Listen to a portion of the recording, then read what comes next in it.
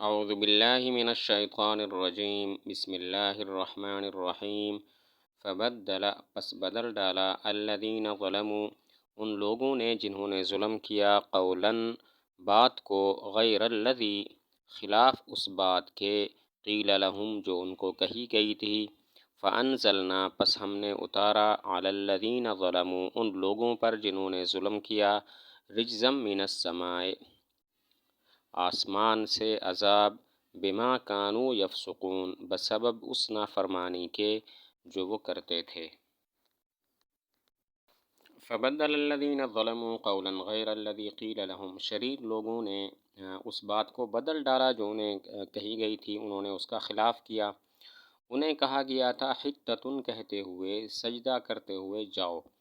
انہوں نے بجائے سجدہ کرنے کے، بجائے جھکنے کے، وہ سرین کے بل گھسٹتے ہوئے گئے، اور بجائے حطۃ کہنے کے کہنے لگے حبۃ فی شعرۃ گندم جو میں۔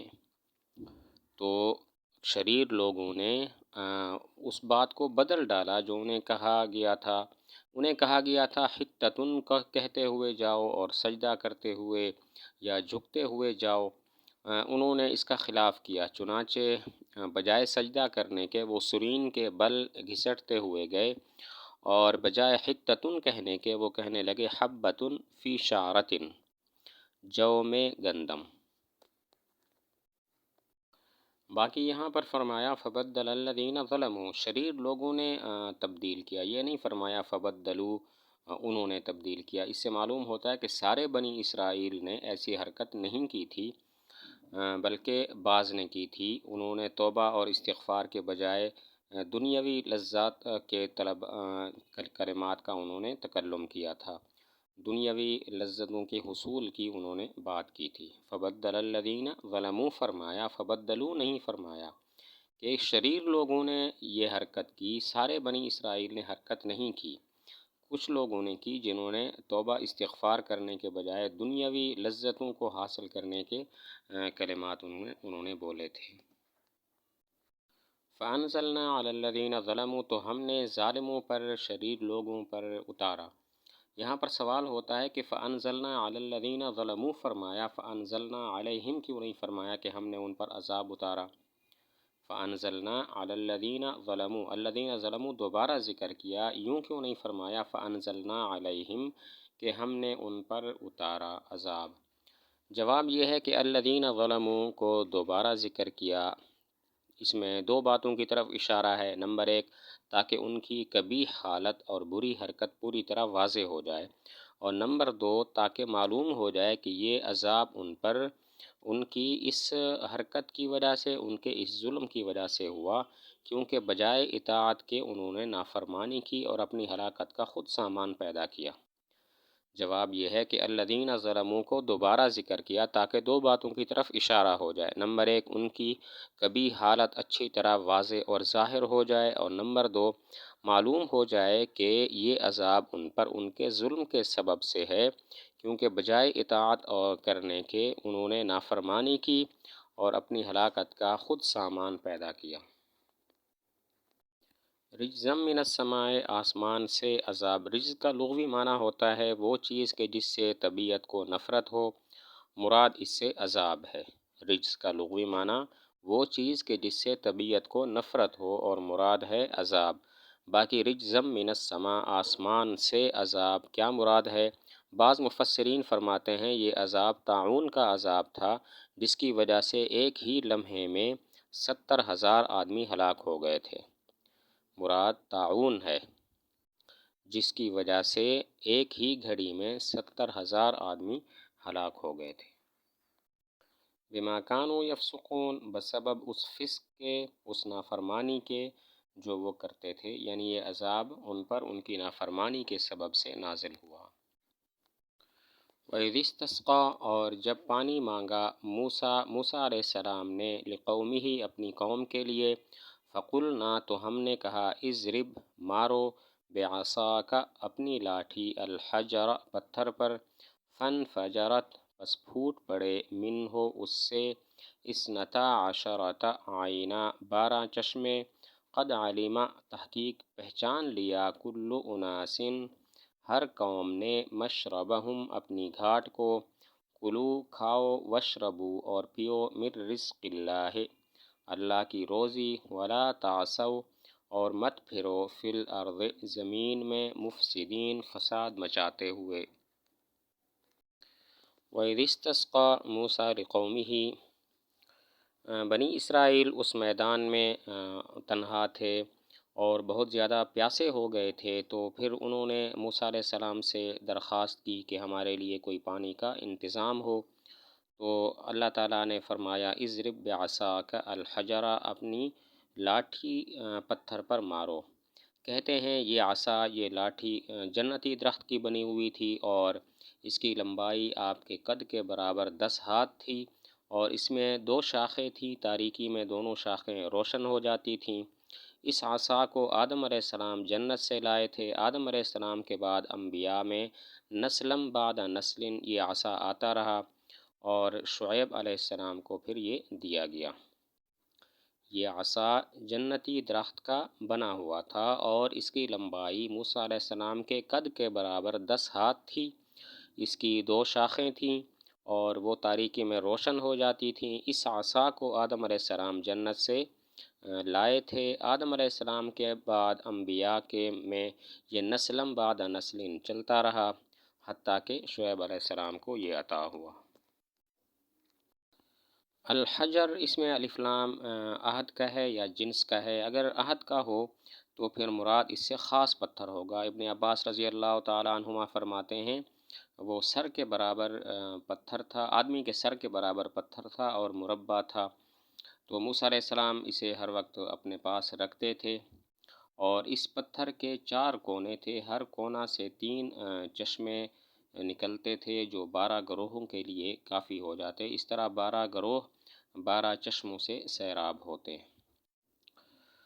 الحجر کا الف لام اگر عہد کا ہو تو مراد خاص پتھر ہوگا۔ ابن عباس رضی اللہ تعالیٰ عنہما فرماتے ہیں یہ پتھر آدمی کے سر کے برابر مربع تھا، چوکور تھا۔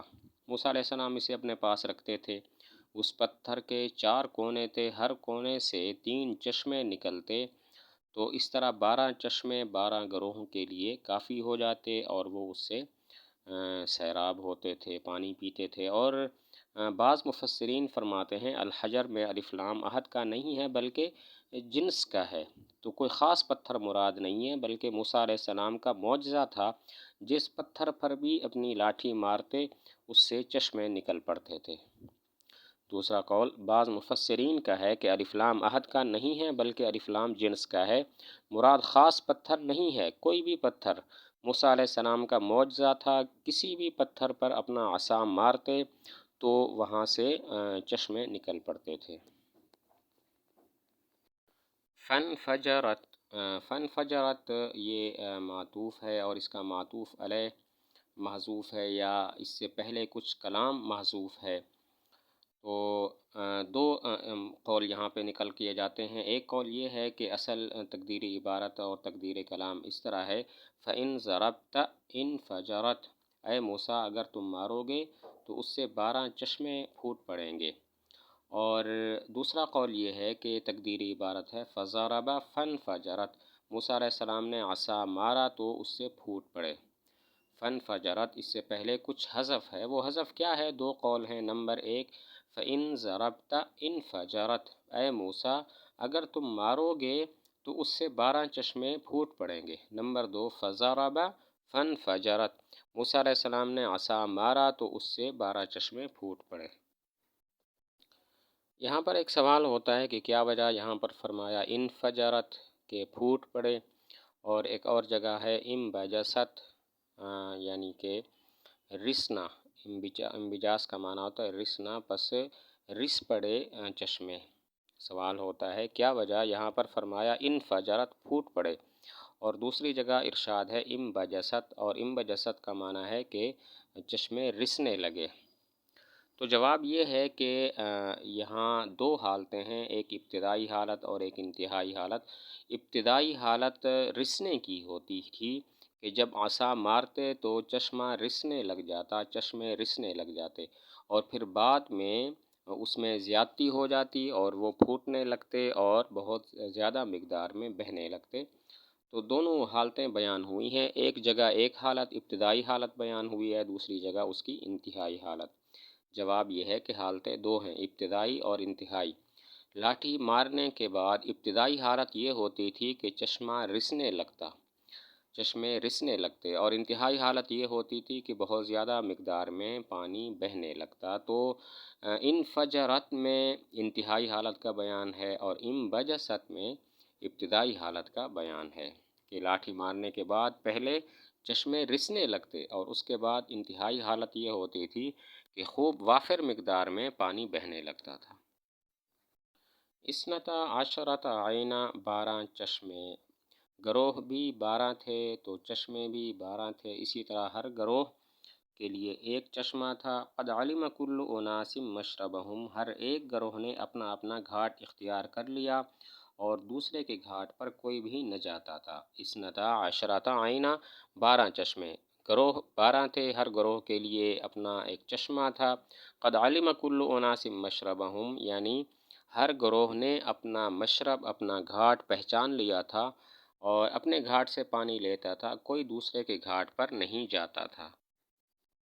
کلو وشربو، کھاؤ اور پیو، یعنی من و سلوہ کھاؤ اور چشموں کا پانی پیو۔ کلو وشربو، کھاؤ اور پیو، مطلب ہے من و سلوہ کھاؤ اور ان چشموں کا پانی جو ہے وہ تم پیو۔ من رزق اللہ، اللہ کا رزق، اللہ کی روزی۔ سوال ہوتا ہے کہ سب رزق اللہ تعالیٰ کی طرف سے ہے، پھر کیا وجہ کہ خاص اس من و سلوہ کو اور ان چشموں کو اللہ تعالیٰ نے اپنا رزق فرمایا ہے؟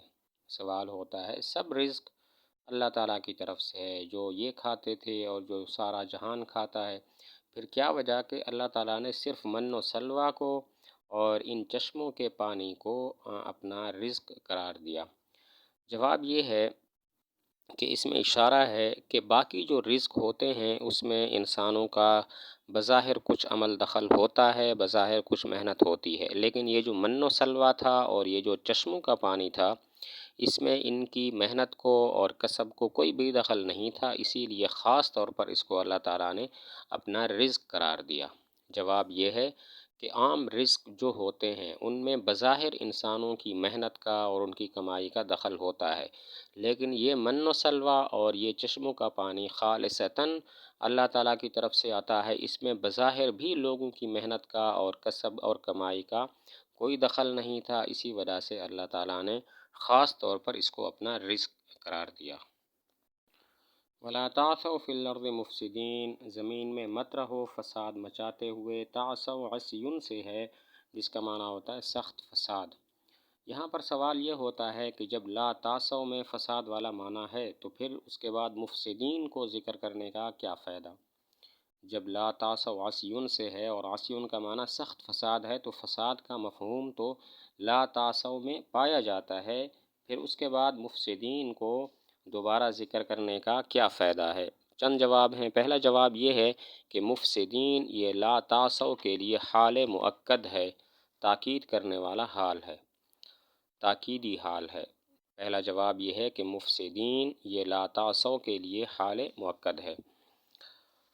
اور دوسرا جواب یہ ہے کہ عصی عام ہے، عصی عام ہے، اس کا ویسے تو معنی سخت فساد ہے، لیکن کبھی کبھی اس کا استعمال عدم فساد میں بھی ہوتا ہے، مثلا کسی ظالم کا مقابلہ کرنا۔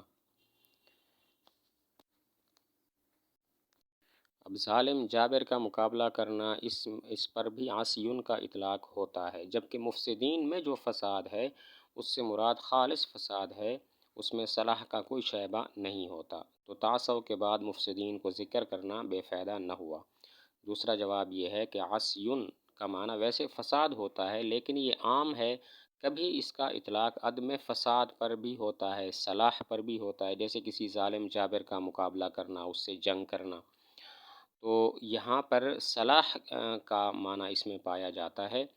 تو اب لیکن مفسدین میں جو فساد کا لفظ ہے اس سے مراد صرف فساد ہے اور کوئی معنی نہیں ہے، لہذا لا تعثوا کے بعد مفسدین کو ذکر کرنا بے فائدہ نہ ہوا۔